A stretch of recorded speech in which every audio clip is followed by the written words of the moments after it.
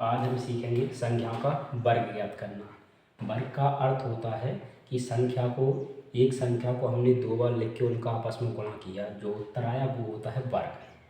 कैसे वर्ग? वैसे वर्ग का मतलब एक चौकोर आकृति होती है जिसकी लंबाई और चौड़ाई बराबर होती है।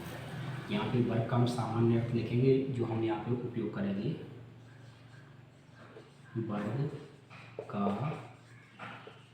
अर्थ है घात 2, यानी जिसकी घात 2 होगी वह वर्ग रहेगा। ये आपको फुल स्टॉप है, एक मत समझना इसको। जैसे कि हम एक संख्या लिख रहे हैं, जैसे 1 का वर्ग करना है हमें। 1 का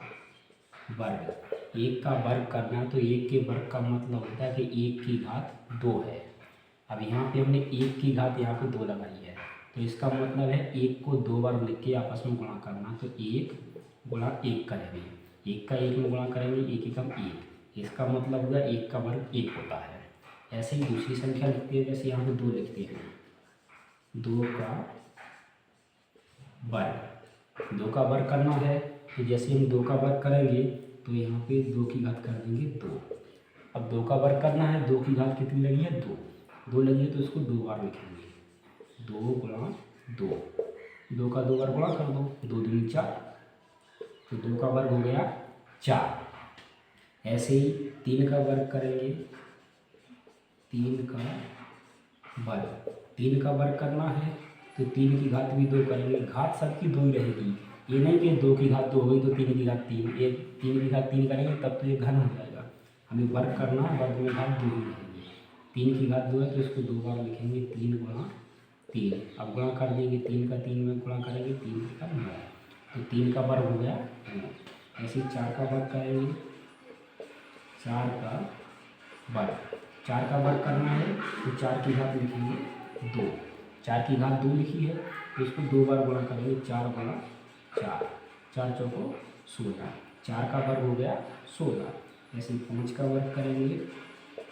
5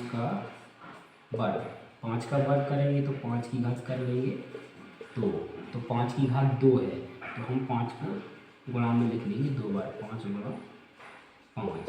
5 का 5 में गुणा करेंगे 25। ऐसे ये उत्तर मिल जाएगा, 5 का वर्ग हो जाएगा 25। ऐसे ही 6 का वर्ग आप करोगे तो 6 का वर्ग आएगा 36। 7 का वर्ग करोगे 49। 8 का वर्ग करोगे आप 64। 9 का वर्ग करोगे 81। 10 का वर्ग करोगे 100। 11 का वर्ग करोगे 121। ऐसे इनका आपस में गुणा करके वर्ग निकाल लेना, सभी का वर्ग आ जाएगा। अब बात वर्गमूल की भी आती है। यहाँ पे वर्गमूल और थोड़ा समझ लीजिए। वर्गमूल क्या होता है? जैसे 1 का वर्ग 1 था तो 1 का वर्गमूल 1 होगा। 2 का वर्ग 4 है तो 4 का वर्गमूल 2 होगा।